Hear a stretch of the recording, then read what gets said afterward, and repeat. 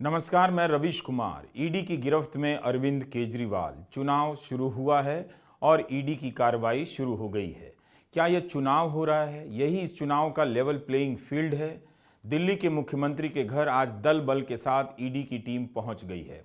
खबरें आंधी की तरह उड़ रही हैं कि केजरीवाल अब गिरफ्तार कर लिए जाएंगे, उनसे पूछताछ चल रही है। दिल्ली में राष्ट्रपति शासन लगा दिया जाएगा।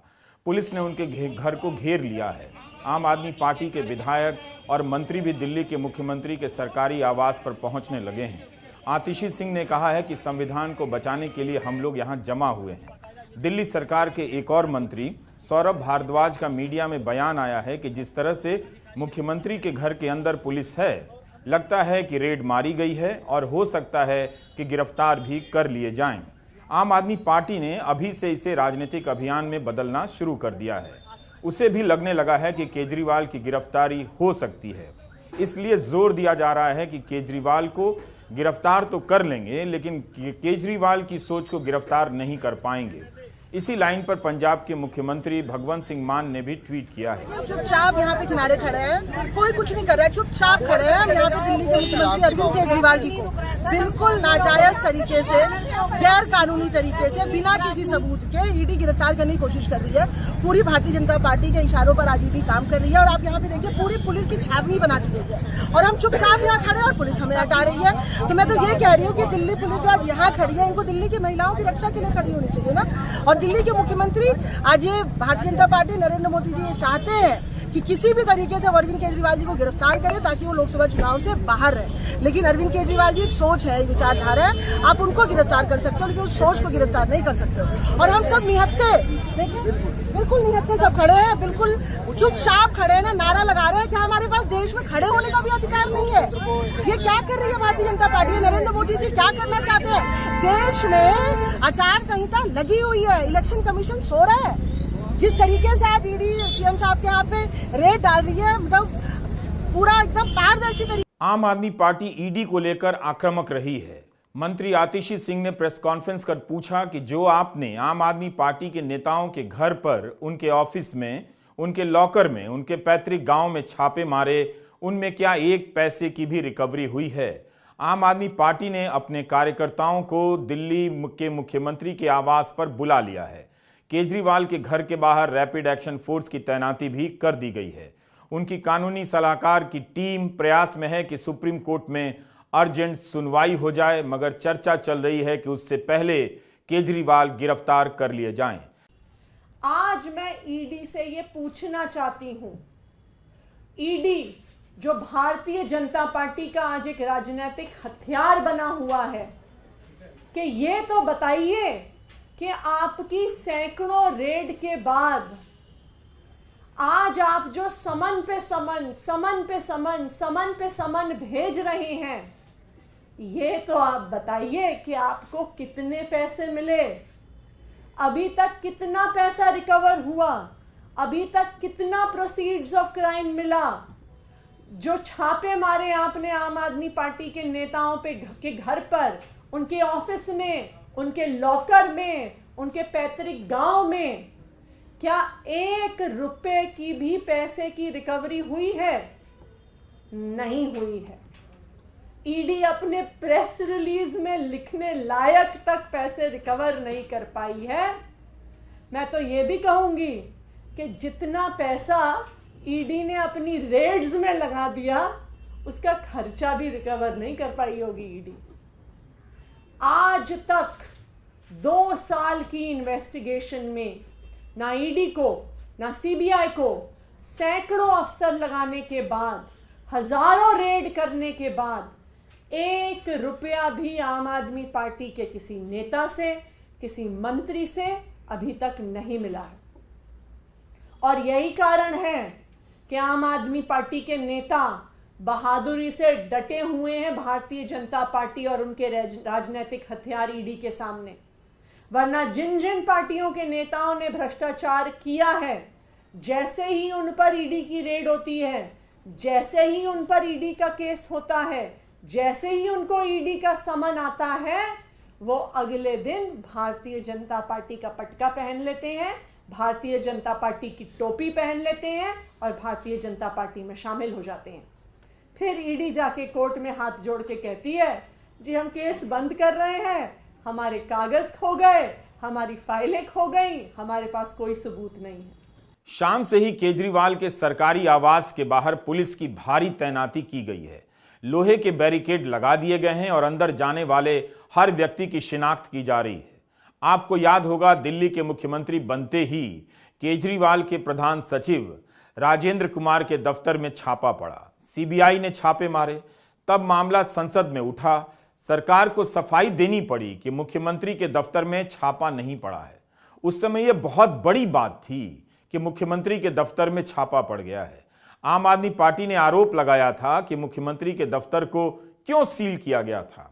इसी तरह अगस्त 2019 का समय याद कीजिए। शाम का वक्त था, टीवी कैमरे पर सब कुछ लाइव चल रहा था।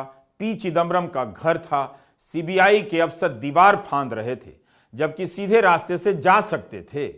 मगर इस तरह का दृश्य रचा गया कि देखने में वो भयानक लग रहा था।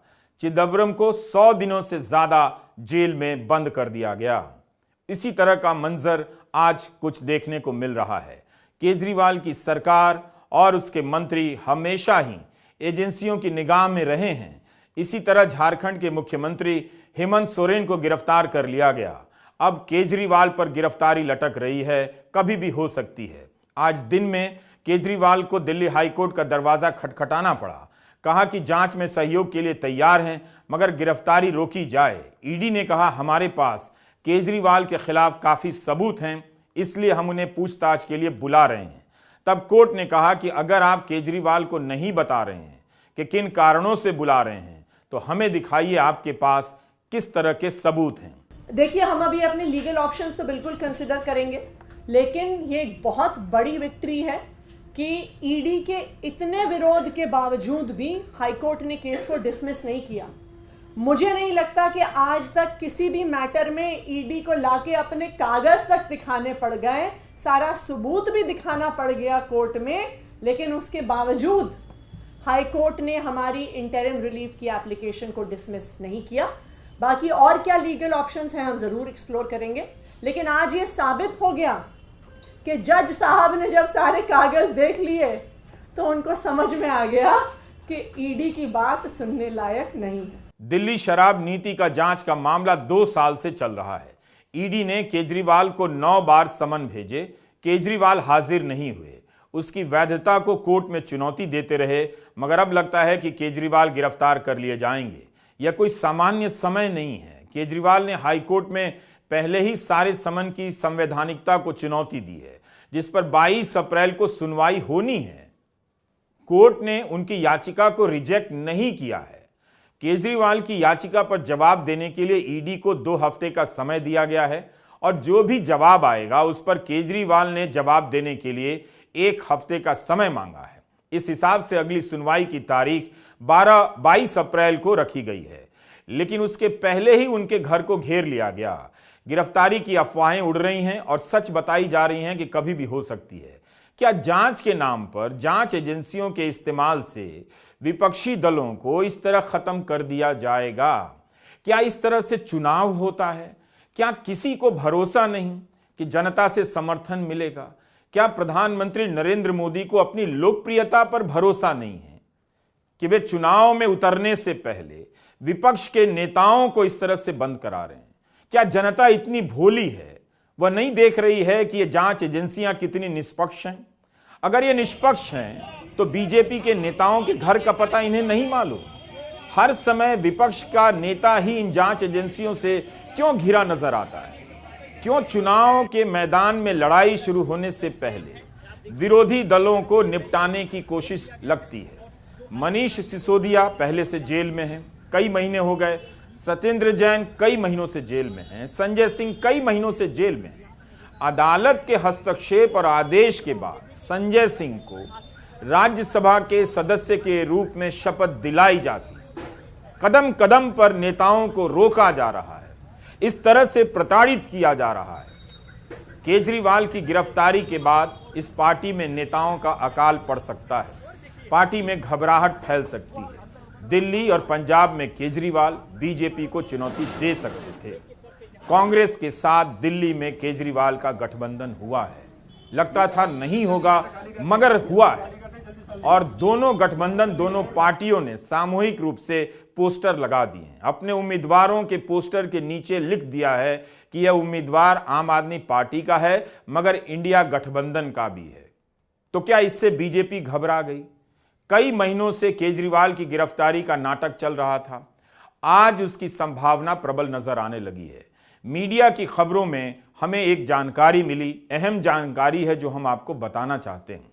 2019 में चुनाव आयोग ने राजस्व सचिव उस समय के अजय भूषण पांडे को पत्र लिखा कि हम मजबूती से सलाह दे रहे हैं कि आपकी जो भी जांच एजेंसियां हैं वो चुनाव के समय निष्पक्ष होनी चाहिए, उन्हें भेदभाव नहीं करना चाहिए। यह पत्र तब लिखा गया था जब विपक्ष से जुड़े नेताओं के यहां छापे पड़ रहे थे। आचार संहिता लागू होने के बाद भी छापे पड़ रहे थे। इसके जवाब में राजस्व विभाग ने कहा था हमारी कार्रवाई निष्पक्ष होती है। तब आयोग ने कहा था कि इसकी जानकारी आप हमारे अफसरों को देते रहेंगे। बाद में यही अजय भूषण पांडे चुनाव आयुक्त बने और सब कुछ पहले की तरह चलता रहा। लेकिन चुनाव हो या कुछ भी हो, विपक्ष के नेताओं पर जांच एजेंसियों का धावा कभी रुका ही नहीं। यह एक पैटर्न सा बन गया है। छत्तीसगढ़ में विधानसभा का चुनाव चल रहा था, वहां ईडी सक्रिय हो गई। पड़ोस के राज्य मध्य प्रदेश में चुनाव चल रहा था, वहां ईडी का पता नहीं। कांग्रेस ने चुनाव आयोग से इस तरह की कार्रवाई रुकवाने की तब मांग भी की थी। कर्नाटका कांग्रेस के नेता डीके शिव कुमार को इसी तरह मनी लॉन्ड्रिंग के केस में 1 महीने के लिए जेल में डाल दिया गया। सुप्रीम कोर्ट ने अभी कुछ दिन पहले ईडी के उस केस को ही खारिज कर दिया। पूरा मामला रद्द हो गया। डीके शिव कुमार बरी हो गए। अब यह ट्रैक रिकॉर्ड है इस एजेंसी का। क्या इस ट्रैक रिकॉर्ड से यह एजेंसी दावा कर सकती है कि इस वक्त वो निष्पक्ष कार्रवाई कर रही है? क्या आपने कभी भी सुना है कि बीजेपी के बड़े नेताओं के घर पर इस तरह से ईडी की टीम पहुंची है, आयकर विभाग की टीम पहुंची है, पुलिस ने घेर लिया है?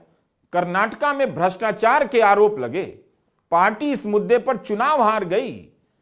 चुनावी चंदे के बॉन्ड में तरह तरह के पर्दाफाश हो रहे हैं। बड़ी बड़ी कंपनियां बीजेपी को 100 करोड़, 200 करोड़, 300 करोड़ का चंदा दे रही है। क्या ईडी ने कोई जांच की? ईडी के छापे के बाद ही कई कंपनियों ने करोड़ों का चंदा दिया है। इस तरह की मीडिया रिपोर्ट, अनेक मीडिया रिपोर्ट प्रकाशित हो चुकी है। इस तरह तरह के गंभीर सवाल खड़े हो रहे हैं। दिख रहा है कि ईडी के छापे के डर से कंपनियां चंदा दे रही हैं। दिख रहा है कि ईडी का छापा पड़ने के बाद विरोधी दल के नेता बीजेपी में चले जा रहे हैं। इसकी जांच कौन करेगा? जब इस तरह से विपक्ष के नेता जेल में डाल दिए जाएंगे, तब इस चुनाव का क्या मतलब रह जाएगा? क्या हम कुछ और भारत अभी से देख रहे हैं? क्या इस खेल में आप जनता भी शामिल हैं? क्या जनता को पता भी है कि इस तरह की कार्रवाई का क्या मतलब रह जाएगा? ऐसा लग रहा है चुनाव से पहले विपक्ष के सभी नेता जेल की सलाखों के पीछे होंगे। कांग्रेस पार्टी का बैंक अकाउंट बंद कर दिया है।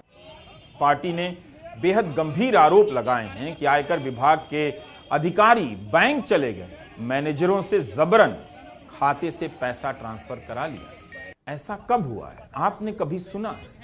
सरकार किसी पार्टी के खाते से खुद पैसा ट्रांसफर करा ले, क्या यह आरोप सामान्य है? क्या आपके कान नहीं खड़े हो जाने चाहिए? जब तक यह वीडियो हो सकता है आप तक पहुंचेगा, क्या पता केजरीवाल गिरफ्तार कर लिए जाएं। YouTube में चैनलों की तरह लाइव अपडेट करने की सुविधा नहीं है, तब यह वीडियो पुराना हो जाएगा। मगर हमारा सवाल कभी पुराना नहीं होगा। यह कैसा चुनाव है? क्या यही चुनाव है? 2024 का चुनाव मतदान से पहले क्या किसी और तरह से संपन्न कराया जा रहा है? केजरीवाल गिरफ्तार कर लिए जाएंगे, कई तरह की कहानियां बना दी जाएंगी। 21 मार्च का दिन और इसकी शाम कैसी है? एक पार्टी का खाता जब्त है, एक राज्य का मुख्यमंत्री घर में बंद है। बीजेपी आपको आपातकाल की याद दिलाती रहती है। आप भी गजब हैं। भारत के लोकतंत्र पर जो काल नाच रहा है, वो नाच देखकर भी नहीं देख रहे हैं। रात लंबी हो सकती है, केजरीवाल जेल में हो सकते हैं। स्टेट बैंक ने चुनावी चंदे का जो डिटेल दिया है, उसकी खबरें इस गिरफ्तारी की आंधी में उड़ सकती हैं, उड़ जाएंगी। वैसे भी चुनावी चंदे के इस घोटाले को जनता तक नहीं पहुंचने दिया गया। मीडिया ने बहुत बेईमानी कर ली इस देश के लोकतंत्र के साथ, इस देश की जनता के साथ। अब यही खबर घर घर पहुंचेगी। विपक्ष भ्रष्ट है, विपक्ष के नेता जेल में हैं, चुनावी मैदान खाली हैं, एक ही नेता हैं, वही लोकप्रिय हैं, वही विकल्प हैं, वही भविष्य हैं, वही वर्तमान हैं, बाकी सब अतीत। इन हालात में किसी का दिल नहीं घबराता है। मुझे नहीं लगता वो अंकिल भी भीतर भीतर कांपता होगा, घबराता होगा, जो दिन भर हाउसिंग सोसाइटी में झूठ फैलाता है, बस खुलकर इन दिनों कुछ कह नहीं पाता है। नमस्कार, मैं रवीश कुमार।